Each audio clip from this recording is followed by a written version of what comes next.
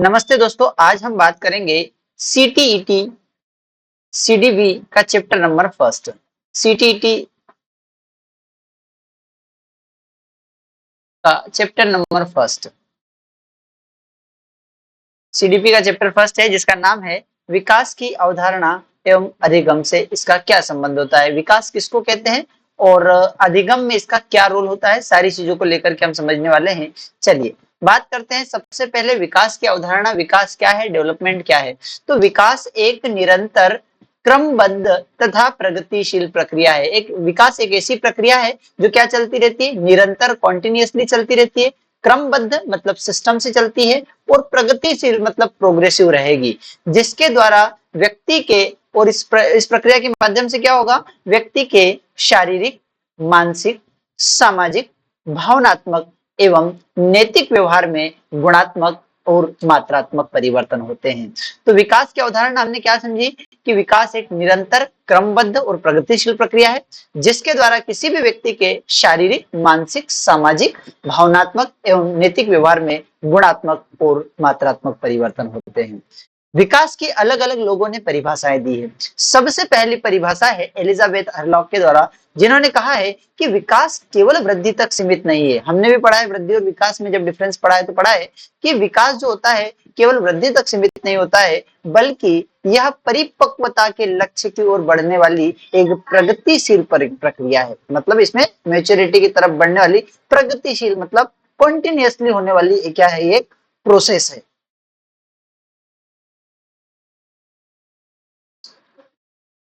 दूसरी परिभाषा जो आती है वो आती है जेम्स ड्रेवर के अनुसार। जेम्स ड्रेवर ने क्या कहा है कि विकास वह प्रगतिशील परिवर्तन है जो भ्रूण अवस्था से लेकर परिपक्वता तक होता है। दोस्तों जो भी अलग अलग डेफिनेशंस जिन लोगों ने दी है सभी के बारे में ध्यान रखेंगे कि किसकी डेफिनेशन में क्या मेन पॉइंट है। जैसे हरलॉक की डेफिनेशन में क्या है कि इसने कहा है कि भाई ये वृद्धि तक लिमिटेड नहीं है, बल्कि ये परिपक्वता के लक्ष्य की ओर बढ़ने वाली प्रगतिशील प्रक्रिया है। एक ऐसी प्रक्रिया जिसमें व्यक्ति परिपक्वता की ओर बढ़ता है और प्रगतिशील मतलब प्रोग्रेसिव वे में रहता है। दूसरा जेम्स ड्रेवर ने कहा है कि विकास वह प्रगतिशील परिवर्तन है। इसने भी कहा है कि प्रगतिशील परिवर्तन है जो कब से, भ्रूण अवस्था से लेकर परिपक्वता तक होता है। अब विकास की विशेषताओं के बारे में बात करें तो विकास की सबसे पहली विशेषता क्या होती है कि यह सतत प्रक्रिया है। मतलब जो किसी भी व्यक्ति में विकास होता है वो कैसा होता है, सतत होता है, कॉन्टिन्यूअसली होता है, निरंतर। तो जो निरंतर प्रक्रिया जो चलेगी ये सतत विकास क्या है, निरंतर प्रक्रिया है। दूसरा पॉइंट होता है जन्म से मृत्यु तक।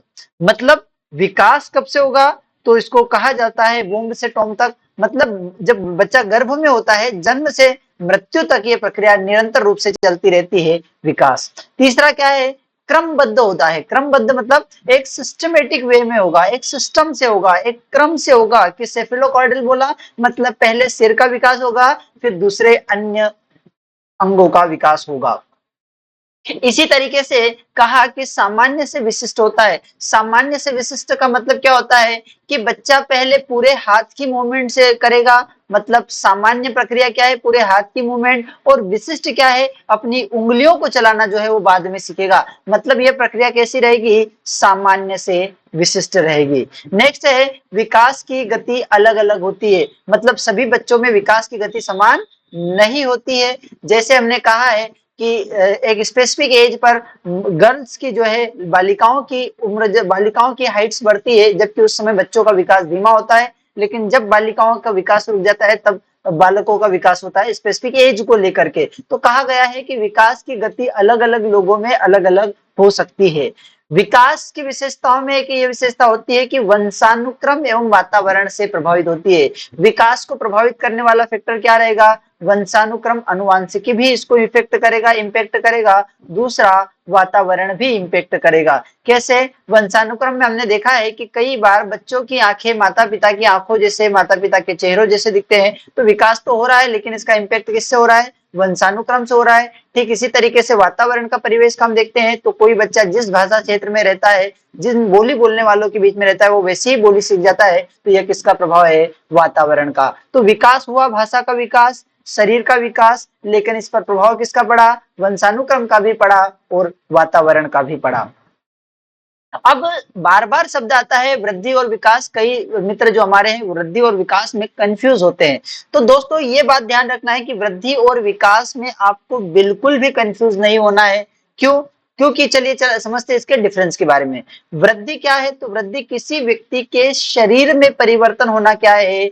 वृद्धि कहलाती है। जैसे हमने बोला कि पर्सनालिटी डेवलपमेंट, व्यक्तित्व में परिष्कार, तो व्यक्तित्व में परिष्कार क्या केवल शरीर की वृद्धि से आ जाएगा? नहीं, शरीर की वृद्धि से नहीं आएगा। वृद्धि क्या है? वृद्धि शरीर के आकार में परिवर्तन होना है, शरीर के साइज में परिवर्तन होना है, उसे हम क्या कहेंगे? वृद्धि कहेंगे। जबकि विकास की अगर हम बात करें तो विकास किसका होता है? होलिस्टिक डेवलपमेंट होता है। होलिस्टिक डेवलपमेंट समग्र कैसे होगा? समग्र इस तरीके से होगा मित्रों कि जब वृद्धि होगा तो शरीर की केवल लंबाई बढ़ रही है, जबकि जब विकास की बात हो रही है तो विकास में बच्चे का सामाजिक विकास कितना हुआ, बच्चे की बुद्धि में परिवर्तन कितना आया, बच्चे की व्यवहारिकता में परिवर्तन कितना आया, बच्चे के सोचने समझने में कितना अंतर आया। तो ये सारी चीजों को जब लेकर के बात करेंगे तो यह विकास के अंतर्गत आता है। जबकि वृद्धि किसको कहेंगे? केवल शरीर का आकार बढ़ना, साइज बढ़ना, इसको हम किसके अंतर्गत रखते हैं? वृद्धि के अंतर्गत रखते हैं।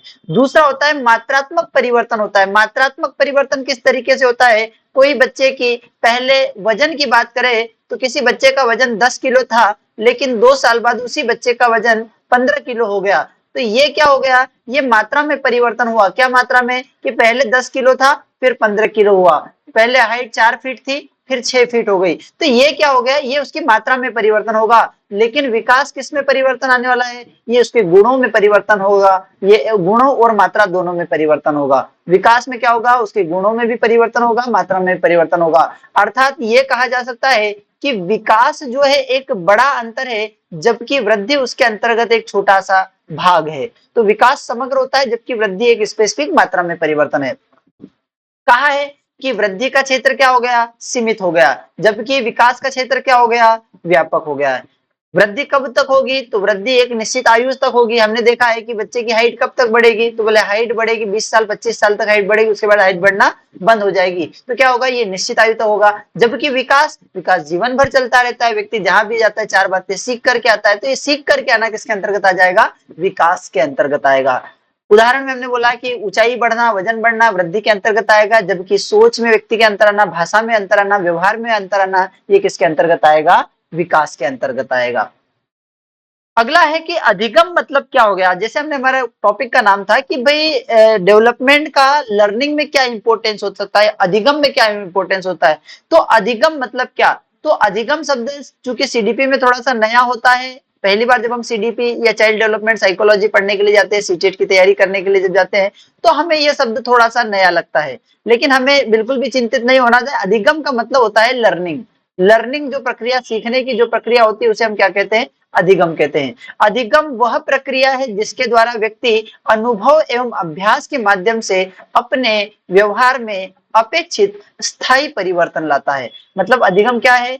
एक प्रोसेस है। इस प्रोसेस में क्या होगा? व्यक्ति के अनुभव, हमने बोला उसको एक्सपीरियंस ज्यादा है, अनुभव ज्यादा है, तो क्या होगा? व्यक्ति के अनुभव और दूसरा क्या है? अभ्यास। अनुभव एवं अभ्यास के माध्यम से किसमें परिवर्तन आएगा? व्यक्ति के व्यवहार में परिवर्तन आ जाना। और ये परिवर्तन किस तरीके का आता है? स्थायी परिवर्तन होता है, परमानेंट डिफरेंस होता है। और जो परमानेंट डिफरेंस होता है उसी को हम क्या कहेंगे? लर्निंग कहते हैं। क्या कहते हैं? लर्निंग। तो किसी भी व्यक्ति के अनुभव एवं अभ्यास के द्वारा व्यवहार में जो अपेक्षित स्थायी परिवर्तन होता है उसे हम क्या कहते हैं? अधिगम कहते हैं या लर्निंग कहते हैं। अब अधिगम की परिभाषा अलग अलग लोगों ने दी है। क्रू एंड क्रो ने क्या कहा है कि अधिगम से क्या होता है कि व्यक्ति के आदतों, ज्ञान और अभिवृत्तियों के अर्जन की जो प्रक्रिया है उसे हम क्या कहेंगे? अधिगम कहेंगे। इसी तरीके से अब जिस तरीके से हमने विकास की विशेषताएं देखी, विकास के सिद्धांत देखे, ठीक इसी तरीके से अधिगम की विशेषताएं क्या होती है? तो अधिगम मतलब लर्निंग। अधिगम, आप शब्द कंफ्यूज अगर हो रहे हैं तो अधिगम का मतलब क्या हो गया? लर्निंग। लर्निंग मतलब क्या? सीखना। तो अब यहाँ पर सीखने से संबंधित क्या बातें हैं? तो सीखने से संबंधित पहली बात तो यह है कि यह प्रक्रिया सतत है, सतत चलती रहेगी। सीखना व्यक्ति कब से कब तक रहता है? तो सीखना बचपन से लेकर के जीवन भर तक चलने वाली प्रक्रिया है। तो यह सीखना या अधिगम है, सतत प्रक्रिया है। ये अपने अपने अनुभव पर आधारित होती है, अपने अपने अनुभव पर आधारित होती है। नेक्स्ट, यह परिवर्तन जो होता है वो ये सीखना किस तरीके का सीखना होता है? टेम्पररी सीखना होता है? जी नहीं, जो स्थायी परिवर्तन होता है उसी को हम क्या कहते हैं? अधिगम कहते हैं। यह अधिगम का एक उद्देश्य होता है। जब उद्देश्य पूर्ण लर्निंग होती है तो उसे हम क्या कहेंगे? अधिगम कहेंगे। अधिगम क्या है? सक्रिय प्रक्रिया है। सक्रिय प्रक्रिया मतलब सीखने की जो प्रक्रिया होगी वो एक्टिव रह करके की जा सकती है, एक्टिवली व्यक्ति सीखता है और ये जीवन पर्यंत चलता रहता है, बचपन से लेकर बुढ़ापे तक ये चलता रहता है। विकास और अधिगम में संबंध। अब संबंधों की बात करते हैं कि विकास का अधिगम से क्या संबंध है? विकास का अधिगम से इस तरीके से संबंध होता है कि विकास अधिगम की आधारशिला है। बच्चे का विकास होगा तभी वह सीख पाएगा। विकास होगा तभी सीख पाया से तात्पर्य क्या है? विकास से सीख पाने का तात्पर्य यह है कि भैया अगर बच्चे का मेंटली आईक्यू बढ़ेगा तभी सीख पाएगा, उसकी उम्र बढ़ेगी तभी सीख पाएगा, उसके सोचने समझने की क्षमता में विकास होगा तभी सीख पाएगा। तो विकास अधिगम की क्या है? एक आधारशिला है। दूसरा, अधिगम क्या करता है? विकास को गति देता है। अधिगम क्या करता है? विकास को गति देता है। कैसे गति देता है? देखो, जैसे कि अगर हमने लर्निंग की, हमने कोई किताब पढ़ना शुरू की, अब जब हम किताब पढ़ने लगे तो किताब पढ़ने से क्या होगा? किताब पढ़ने से ये होगा कि मेरे सोचने समझने की क्षमता में परिवर्तन आएगा, विकास आएगा। मेरे सीखने की क्षमता में परिवर्तन आएगा, विकास होगा। मेरे डिसीजन लेने की क्षमता में विकास होगा। मतलब अधिगम जो है विकास को गति देता है। नेक्स्ट है, विकास के बिना अधिगम संभव नहीं है। जब तक व्यक्ति का डेवलपमेंट नहीं होगा तब तक लर्निंग संभव नहीं है।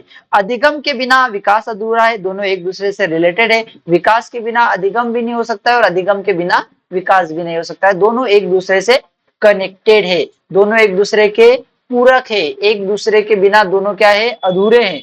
सामंजस्य पूर्ण विकास के लिए अधिगम आवश्यक है। तो ये इसके संबंध हो गया।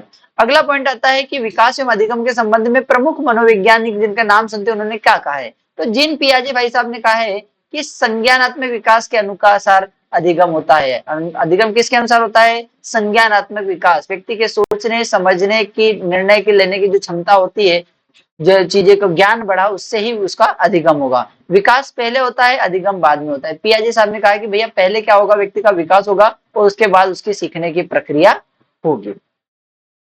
लेव वाइगोत्स्की ने क्या कहा है? वाइगोत्स्की ने कहा है कि अधिगम जो होगा आपकी जो लर्निंग होगी और यही लर्निंग आपके डेवलपमेंट को बढ़ाएगा, आपके विकास को बढ़ाएगा।